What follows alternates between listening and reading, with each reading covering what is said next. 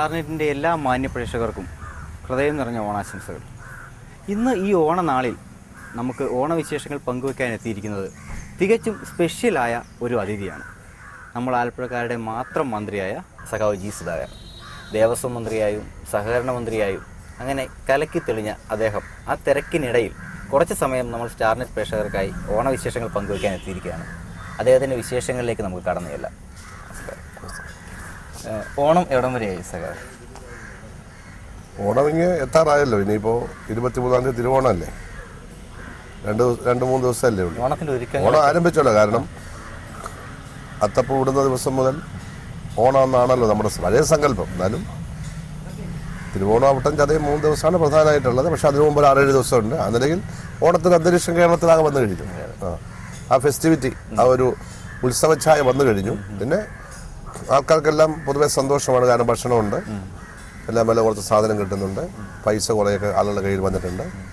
മൊത്തത്തിൽ ഓണം ആഘോഷിക്കാനുള്ള ഒരു സാഹചര്യം ഇവിടെ ഒരുക്കി. അത് ഗവൺമെൻറ്റിന്, ഇടതുപക്ഷ ഗവൺമെൻറ്, VS ഗവൺമെൻറ് ഞങ്ങൾക്ക് വളരെ അഭിമാനമുണ്ട്. ഞങ്ങളുടേതായ നല്ലൊരു പങ്ക് വഹിച്ചിട്ടുണ്ടാകും. ഈ പാർട്ടിയുടെ ഒരു സീനിയർ, നമ്മുടെ കേരളത്തിലെ സീനിയർ നേതാവെന്ന നിലയിൽ കഴിഞ്ഞ ഒത്തിരി ഓണം ഈ പാർട്ടിയുടെ തിരക്കും അല്ലെങ്കിൽ മന്ത്രിയായി MLA ഒക്കെ തിരക്കിലൂടെ ഓടി നടക്കുന്ന ഒരു ഇതാണ്. അപ്പം ആ ഒരു തിരക്കിനിടയിൽ ഇപ്രാവശ്യത്തെ ഓണവും അങ്ങനെ തിരക്കിൽപ്പെട്ടു പോകും തോന്നുന്നുണ്ടോ? അല്ല, ഓണം കടന്നു വരുന്നത് തന്നെ ഔദ്യോഗിക തിരക്കിനിടയിലാണ്. ഓണക്കാലത്തും ചിലപ്പോൾ ഒഴിച്ചുകൂടാനാവാത്ത ചില ഔദ്യോഗിക തിരക്കുകൾ വരാം. എങ്കിൽ പോലും ഓണത്തിൻ്റെ ആ 3 ദിവസം, തിരുവോണം ആവട്ടെ 3 ദിവസം, സാധാരണഗതിയിൽ തന്നെ ഞാനത് പ്രത്യേകം മാറ്റിവെക്കാറുണ്ട്. ഓണം എന്നുള്ള കുടുംബമായിട്ട് തന്നെ വീട്ടിൽ ചിലവഴിക്കും. കുടുംബമായിട്ട് തിരുവോണ ദിവസം എപ്പോഴും വീട്ടിൽ തന്നെയായിരിക്കും. കഴിഞ്ഞ വർഷങ്ങളെല്ലാം തിരുവോണത്തിന് ഊണ് വീട്ടിൽ തന്നെയാണ്. അടുത്ത ദിവസം അമ്മയുടെ അടുത്ത് പോകും. ചതയ ദിനത്തിൽ വീട്ടിലെവിടെങ്കിലും ആയിരിക്കും. പക്ഷെ വൈകുന്നേരം എല്ലാം ചതയ ദിന ആഘോഷത്തിന് പോകും. ഈ 3 ദിവസവും വൈകിട്ട് കുറച്ച് ഓണാഘോഷ പരിപാടിക്കെല്ലാം പോകും. അങ്ങനെയാണ് മൊത്തത്തിൽ ഓണത്തെ. ഞാൻ കുട്ടിക്കാലം മുതലേ നമ്മുടെ ഒരു ഓണ സംസ്കാരമുണ്ട്. നമ്മൾ ഓണാട്ടുകാരക്കാരാണ് ഞങ്ങൾ. ഞാനിവിടെയാണ് ഇപ്പോൾ കഴിഞ്ഞ ഒരു 35 വർഷമായിട്ട് ആലപ്പുഴ താമസിക്കുന്നെങ്കിലും ഞാൻ ശരിയായും പിന്നെ ഓണാട്ടുകാരക്കാണ്. മാവേലിക്കര താലൂക്ക്, മഹാബലി അതുവഴി വന്നതാണല്ലോ. മാവേലിയുടെ കര എന്ന് പറയുന്നത്. അതെ അതെ, മാവേലിക്കര ഓണാട്ടുകാരൊക്കെ ഓണം ഏറ്റവും കൂടുതൽ ആഘോഷിക്കുന്ന സ്ഥലം, അതിന്റെ സംസ്കാരം ഉൾക്കൊണ്ട സ്ഥലവും അതിന്റെ ഓണസദ്യ ഏറ്റവും പരമ്പരാഗതമായി തയ്യാറാക്കുന്ന ഒരു സ്ഥലം. അവിടെ ജനിച്ചു വളർന്ന ഒരാളെന്ന നിലയിൽ ഓണത്തിനോട് ഞങ്ങളിൽ നിന്നെല്ലാം മറ്റുള്ളതെല്ലാം വ്യത്യസ്തമായിട്ട് ചെറിയ ഒരു ഹോം സിക്നെസ്, വലിയ വൈകാരികമായിട്ടുള്ളത്. അതിപ്പോൾ ഞാനിപ്പം തിരുവോണ ദിവസം സാധാരണഗതിയിൽ അങ്ങനെ മറ്റു രാജ്യങ്ങളിലോ മറ്റു സംസ്ഥാനങ്ങളിലോ, ഞാൻ മറ്റു രാജ്യങ്ങളിൽ അങ്ങനെ അധികം പോയിട്ടില്ല. വളരെ കുറച്ച് ഗൾഫിൽ ചില ആവശ്യത്തിന് പോയെന്ന് മാത്രമേ ഉള്ളൂ. ഗൾഫ് രാജ്യങ്ങളിൽ ചില ഔദ്യോഗിക കാര്യത്തിന് പാർട്ടിയുടെ ആവശ്യം പോയതൊഴിച്ചാൽ, പിന്നെ വ്യക്തിപരമായ ആവശ്യത്തിന് മകനോടുള്ള അവിടെയും പോയതൊഴിച്ചാൽ ഞാൻ വേറെ ഒരു ലോകരാജ്യത്തൊന്നും പോയില്ല. ഓഫറൊന്നും വന്നെങ്കിലും ഞാൻ പോയിട്ടില്ല. അപ്പോൾ ഞാൻ മിക്കവാറും വീട്ടിൽ തന്നെയായിരുന്നു ഈ കഴിഞ്ഞ കാലങ്ങളിലെല്ലാം. പക്ഷെ അതിനൊരു വളരെ വൈകാരികതയുണ്ട്. കാരണം അതൊരു നമ്മുടെ അതുവരെയുള്ള എല്ലാ അസ്വാതന്ത്ര്യങ്ങളും അവസാനിച്ചിട്ട് പൂർണ്ണമായ സ്വാതന്ത്ര്യത്തിലേക്കുള്ള ഒരു അഴിച്ചുവിടലാണ് ആ 10 ദിവസം. അതുപോലെ വിശപ്പോ ദാഹമോ ഒന്നും ആ കാലത്തില്ല. സാധാരണ ഞങ്ങളുടെയൊക്കെ കുടുംബങ്ങൾ അർത്ഥപട്ടിണിയൊന്നും പറയുന്നില്ലെങ്കിലും ദരിദ്ര കൃഷിക്കാരാണ് ഞങ്ങൾ. കർഷക തൊഴിലാളികളുടെയും കൃഷിക്കാരൻ്റെ ഇടയ്ക്ക് കിടക്കുന്ന, കർഷകരാണെന്ന് ചോദിച്ചാൽ അല്ല, കൃഷിക്കാരാണെന്ന് ചോദിച്ചാൽ അങ്ങനെ ഒരു ഇതാണ്. സ്വന്തം ഭൂമിയിൽ ഞങ്ങൾ തന്നെ കൂലിക്കാരെ നിർത്തി. ഞങ്ങളുടെ വീട്ടിൽ കൂലിക്കാരെ വെച്ച് പണിയുടെ എനിക്ക് ഓർമ്മയില്ല. ഞങ്ങളൊക്കെ ഒരു നിലയിലാകുന്നിടം വരെ. ഇപ്പം പിന്നെ അച്ഛനും ഒന്നും ഇല്ലാത്തത് കൊണ്ട് ആരെങ്കിലും വെക്കുമെന്ന് എനിക്കറിയില്ല. കർഷക തൊഴിലാളികളെപ്പോലെ മറ്റുള്ളവരുടെ പാടങ്ങളിലും പറമ്പിലും ജോലി ചെയ്യാൻ പോകാറില്ല. പക്ഷെ ബന്ധുക്കളുടെ അടുത്ത് പോകും. അത് ഞങ്ങൾക്ക് പൈസ കിട്ടും. അച്ഛൻ്റെയൊക്കെ അനുജന്മാരും ജ്യേഷ്ഠനും എന്നൊക്കെ പറയുന്ന അധ്യാപകരായിരുന്നു. അപ്പോൾ അവർക്കൊക്കെ ചെറിയ വരുമാനമൊക്കെ. അപ്പോൾ ശരിക്കും പറഞ്ഞാൽ സ്വന്തം കൃഷിഭൂമി എന്ന് പറഞ്ഞാൽ അച്ഛനെ 1 ഏക്കർ, അമ്മയ്ക്ക് 80 സെൻറ്റ്. 1 acre 80 cent. ആ ഗ്രാമത്തെ ഒന്നൊരു വലിയ ഭൂമിയല്ല. അവിടെ ഞങ്ങൾ തന്നെ കപ്പ നടും, ഞങ്ങൾ തന്നെ വെള്ളം കോരും, ഞങ്ങൾ തന്നെ ചവറിടും, ഞങ്ങൾ തന്നെ തെങ്ങിന് വെള്ളം കോരും, ഞങ്ങൾ തന്നെ തെങ്ങ് കയറി തേങ്ങ ഇടും. എല്ലാം ഞങ്ങൾ തന്നെയാണ്. എല്ലാം വെള്ളം കോരുന്നതും. പിന്നെ ചെറിയ 10-20 സെൻറ്റ് നിലമുണ്ടാവും. അവിടെ ഈ കാളയെ കെട്ടി മരത്താൻ നമ്മൾ തന്നെ ഇരിക്കും. തികച്ചും സാധാരണക്കാരനായ ഒരു ആള്, അതിനുശേഷം ജനപ്രതിനിധി, അതിനുശേഷം MLA, അതിനുശേഷം മന്ത്രി വരെ എത്തി. ഈ സാധാരണക്കാരിൽ നിന്ന് ഈ മന്ത്രിയിലേക്ക് വന്നപ്പോൾ ഓണത്തിന്, താങ്കളുടെ ജി സുധാകരൻ്റെ ഓണത്തിന് വല്ല മാറ്റം വന്നിട്ടുണ്ടോ? എൻ്റെ ഓണത്തിന് ഒരു മാറ്റവും വന്നിട്ടില്ല. ആകെ ഒരു മാറ്റം വന്നത്, നമ്മൾ നാട്ടിൻപുറത്തായിരിക്കുമ്പോൾ ആ പ്രദേശങ്ങളിലെ വീടുകളിലൊക്കെ പോകും. അവിടെയുള്ള ആളുകളുമായിട്ടൊക്കെ ലോഹിയാവും. കുട്ടികൾ, നമ്മൾ ചെറുപ്പമാകുമ്പോൾ കുട്ടികളായിട്ട് കളിക്കും. ഇപ്പോൾ അതിനൊന്നും ഉള്ള സാഹചര്യമില്ല. അധികം വീടുകളിലൊന്നും പോകാൻ പറ്റുന്നില്ല. അധികം ബന്ധുക്കളെ ഒന്നും കാണാൻ പറ്റില്ല. പക്ഷെ മനോഭാവത്തിൽ യാതൊരു മാറ്റവും ഇല്ല, അതേ മനോഭാവം തന്നെ, ഒരു വ്യത്യാസമില്ല. ഇപ്പം ഓണം ഇങ്ങ് വന്നു, ജനങ്ങളുടെ ഓണമാണ്. കാരണം നമ്മുടെ ഇപ്പോഴത്തെ ഒരു മെയിൻ ജനങ്ങൾ അഭിമുഖീകരിക്കുന്ന ഒരു പ്രശ്നമാണ് വിലക്കയറ്റം. അപ്പോൾ ഈ വിലക്കയറ്റത്തിനെതിരെ കൺസ്യൂമർ ഫെഡ് ആയാലും സപ്ലൈകോ ആയാലും കേരളത്തിൽ ഒത്തിരി ഒരുമാതിരിപ്പെട്ട പാവപ്പെട്ടവർക്കെല്ലാം തന്നെ വില കുറഞ്ഞ രീതിയിൽ വില കുറഞ്ഞ് വില കൊടുക്കുന്നുണ്ട് ഞങ്ങളിപ്പോൾ. അതെ, പ്രസ് ക്ലബ്ബുകാർക്ക് വരെ വില കുറച്ച് അരി കൊടുക്കുന്നുണ്ട്. അത് ഈ എന്താണ് ഈ ഒരു സഹകരണ മന്ത്രി എന്ന രീതിയിൽ ഒരു സുധാകരൻ ടച്ച് അതിനകത്തുണ്ടായിരുന്നോ? ഒരു സുധാകരൻ ഫോർമുല അല്ല, എന്നെ സംബന്ധിച്ചിടത്തോളം എനിക്ക് കിട്ടിയ വകുപ്പൊന്നും സഹകരണം, കയർ വകുപ്പ്, പിന്നെ ദേവസ്വം. ദേവസ്വം ഒരു ഒന്നര വർഷം ആവുന്നേ ഉള്ളൂ, ഒരു വർഷം.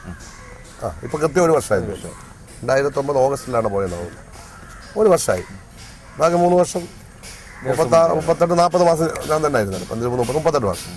അപ്പൊ ഒരു വകുപ്പ് കിട്ടിയാലും നമ്മളെ എന്ത് ചുമതല ഏൽപ്പിക്കുന്നു, അതിപ്പോൾ മന്ത്രി ആയാലും അല്ലെങ്കിൽ MLA ആയാലും അല്ലെങ്കിൽ യൂണിവേഴ്സിറ്റി ആയാലും അല്ലെങ്കിൽ പാർട്ടി ആയാലും എന്തായാലും നമ്മളെ എന്താണോ ഒരു സമൂഹമോ ഒരു രാജ്യമോ ഒരു പ്രസ്ഥാനമോ നമ്മുടെ പാർട്ടിയോ ആ ചുമതല എത്രമാത്രം നന്നായി നടത്താമോ അങ്ങനെ നന്നായി നടത്താൻ ഞാൻ ആലോചിക്കാറുണ്ട്. നന്നായി നടത്തുക എന്ന് പറഞ്ഞാൽ ഇപ്പോൾ പാർട്ടിയുടെ ഭരണമാണെങ്കിൽ പാർട്ടിക്ക് എന്തുമാത്രം വളർച്ച ഉണ്ടാകാം, പാർട്ടി സഹായികൾക്ക് എന്തുമാത്രം ഉത്തരവാദിത്വം ഇൻവോൾവ്മെൻറ്റും ഉണ്ടാക്കാം. അതിനകത്ത് പാർട്ടിക്ക് വെളിയിൽ നിൽക്കുന്ന ജനങ്ങളുടെ മനസ്സിൽ പാർട്ടി മോശമല്ല, ഇത് കൊള്ളാവുന്നൊരു പാർട്ടിയാണ്, ഞങ്ങളതിൽ ചേരുന്നില്ലെങ്കിലും ഇത് കൊള്ളാവുന്നൊരു പാർട്ടിയാണ്, നമുക്കൊരു തോന്നലുണ്ടാകും, അവരോട് മാന്യമായി പെരുമാറുക.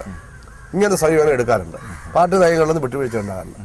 അത് കാരണം ഞാൻ പാർട്ടി ഭാരവാഹി ഇരുന്നപ്പോഴൊക്കെ ആലപ്പുഴ പാർട്ടിയിൽ നല്ല വളർച്ചയുണ്ട്. ഞാൻ പാർട്ടി ഭാരവാഹി ഇരിക്കുമ്പോഴാണ് കഴിഞ്ഞ പഞ്ചായത്ത് മുനിസിപ്പൽ ഇലക്ഷൻ ആദ്യമായിട്ട് ആലപ്പുഴ മുനിസിപ്പാലിറ്റി ജയിച്ചത് കഴിഞ്ഞ തവണയാണ്. ഞാൻ സെക്രട്ടറിയാണെന്ന്. അന്ന് 71 പഞ്ചായത്തിൽ 60 പഞ്ചായത്ത് ഞങ്ങൾ ജയിച്ചു. 11 ആകെ പ്രതിപക്ഷത്ത് പോയത്. 12 ബ്ലോക്ക് പഞ്ചായത്ത് 12 LDF, ഒറ്റ പഞ്ചായത്ത് UDF പോയില്ല. ജില്ലാ പഞ്ചായത്ത് 3 സീറ്റ് വെച്ച് മൊത്തം ജയിച്ചു. വലിയ വിജയമുണ്ട്. കണ്ണൂർ, ആലപ്പുഴ, പാലക്കാട് ഈ 3 ജില്ലയാണ് ഏറ്റവും മുമ്പിൽ വന്നത്. ഞാൻ പറയണം. അപ്പോൾ ആ ഒരു രീതിയുണ്ട്. അതുപോലെ തന്നെ MLA ആയിരുന്നു കായംകുളത്ത് അതുവരെ ഉണ്ടാകാത്ത ഒരുപാട് പ്രസ്ഥാനം ഞാൻ കൊണ്ടുവന്നു. ഞാൻ വിശദീകരിക്കുന്നില്ല. ഇപ്പം മിനിസ്റ്ററായിരിക്കുമ്പോൾ 3 വകുപ്പിൽ എന്തെല്ലാം കഴിഞ്ഞ കാലങ്ങളിൽ ചെയ്തിട്ടുണ്ടെന്ന് ഞാൻ നോക്കി. ചെയ്ത നല്ല കാര്യങ്ങളെല്ലാം അങ്ങ് നിലനിർത്തി. സഹകരണ വകുപ്പിൽ കുറച്ച് അഴിമതി കേൾക്കണ്ടോ, അതൊക്കെ ഒഴിവാക്കാൻ ആവശ്യപ്പെട്ടു. ഇപ്പം പിന്നെ ഞാൻ അറിഞ്ഞെടുത്തോളം കയർ വകുപ്പിലെ കയർ തൊഴിലാളിക്ക് കുറച്ച് പ്രയാസങ്ങൾ, അതിൽ കുറച്ച് പരിഹാരം ഉണ്ടാക്കാൻ ശ്രമിച്ചു. എന്നിട്ട് ആ വകുപ്പിൽ ഭരണഘടനയ്ക്ക് വിധേയമായി ചെയ്യാവുന്ന ഒരുപാട് പുതിയ കാര്യങ്ങളുണ്ടെന്ന് കണ്ടെത്തി. അത് ഓരോന്നോരോന്ന് ചെയ്തപ്പോഴാണ് ഏറ്റവും നല്ലൊരു കാര്യം കോപ്പറേറ്റീവ്സെ കൂടെ രംഗത്തിറങ്ങിയാൽ വിലക്കയറ്റം തടയാൻ കഴിയുമെന്ന് എനിക്ക് തോന്നി. അങ്ങനെ സഹകരണ വിപണനം കേരളീയം എന്നൊരു വലിയ ബൃഹത് പദ്ധതി കൊണ്ടുവന്നു. സഹകരണ നവരത്നം കേരളീയം എന്ന കോപ്പറേറ്റീവ്സിലെ 9 പ്രോജക്റ്റുകളിലെ പ്രധാനപ്പെട്ട ഒന്നാണ് സഹകരണ വിപണനം കേരളീയം. അങ്ങനെ കൺസ്യൂമർ ഫെഡ് നേരിട്ട് തിരുവേണി നടത്തുക, ആയിരക്കണക്കിന് സഹകരണ സംഘങ്ങൾ വഴി ഇതുപോലെ കോപ്പറേറ്റീവ് മാർക്കറ്റ് നടത്തുക. അത് സ്ഥിരമായിട്ട് നടന്ന നീതി സ്റ്റോറുണ്ട്. വിശേഷ ദിവസങ്ങൾ, ഇപ്പോൾ ഉദാഹരണം ഓണം, റംസാൻ, ബക്രീദ്, ക്രിസ്മസ്, വിഷു, ഈസ്റ്റർ, ഈ വിശേഷ ദിവസങ്ങൾ പ്രത്യേകമായിട്ട് നടത്തുക. വലിയ വിലക്കയറ്റം ഉണ്ടാകുമ്പോൾ മാർക്കറ്റ് ഇന്നോവേഷൻ നടത്തി വിലയൊന്ന് പിടിച്ചു നിർത്താൻ വേണ്ടിയും കുറഞ്ഞ വിലയ്ക്ക് കൊടുക്കാൻ വേണ്ടിയും ബംഗാളിൽ നിന്ന് വരെ അരി വാങ്ങിച്ചു കൊടുക്കുക. ഇങ്ങനെയുള്ളൊരു സാധ്യത ആരാഞ്ഞ് സ്റ്റാർട്ട് ചെയ്ത വമ്പിച്ച വിജയം അതങ്ങ് വ്യാപകമാക്കി. അത് വളർന്ന് വരികയാണ്. ഇന്ത്യയിൽ തന്നെ അതിന് തുല്യമായിട്ടൊന്നും ലോകത്തെങ്ങുമില്ല. അപ്പോൾ കേരളത്തിൽ നിന്ന് വാസ്തവത്തിൽ ഈ ഗവൺമെന്റിനെ പറ്റി ആരെങ്കിലും പറയുമ്പോൾ ആദ്യമായി പറയുന്ന കാര്യങ്ങളിലൊന്ന് സഹകരണ വകുപ്പിന്റെ വിലക്കയറ്റമെടുത്ത പ്രസ്ഥാനം. അത് നിഷേധിക്കാനാവില്ല. സിവിൽ സപ്ലൈസ് പണ്ട് കൂടെ ഉണ്ടല്ലോ, അത് പുതിയ കാര്യമല്ലല്ലോ. അവർ കുറച്ചുകൂടെ ദിവാകരന്റെ കീഴിൽ മെച്ചപ്പെട്ടിട്ടുണ്ട്. എന്നാലും സഹകരണ വകുപ്പ് നമുക്ക് ചെയ്യാനുള്ള സ്വാതന്ത്ര്യം അവർക്കില്ല. നമുക്ക് സ്വാതന്ത്ര്യമുണ്ട്. കാരണം സർക്കാരിന്റെ സഹായം വളരെ ചെറുതായി ഇതിനകത്ത്. ഇപ്പോൾ 500 കോടിയിലേറെ രൂപയുടെ വിൽപ്പന ഞാൻ നടത്തി കഴിഞ്ഞു. നമുക്ക് കിട്ടിയത് 40 കോടി രൂപയാണ് ഗവൺമെന്റിൽ നിന്ന്. നമുക്കുണ്ടായ നഷ്ടം 240 കോടിയാണ്. കമ്പോള വിലയേക്കാൾ ഞാൻ വില കുറച്ച് കൊടുത്തപ്പോൾ എനിക്കുണ്ടായിട്ടുള്ള സാധനങ്ങളുടെ വിൽപ്പന വിലയിലുള്ള നഷ്ടം 240. നമുക്ക് 40 കോടി സംസ്ഥാന ഗവൺമെന്റ് 200 കോടി ഞങ്ങൾ സഹിക്കുകയാണ്. കേന്ദ്ര ഗവൺമെന്റ് നയാ പൈസ തരില്ല. ഇപ്പോൾ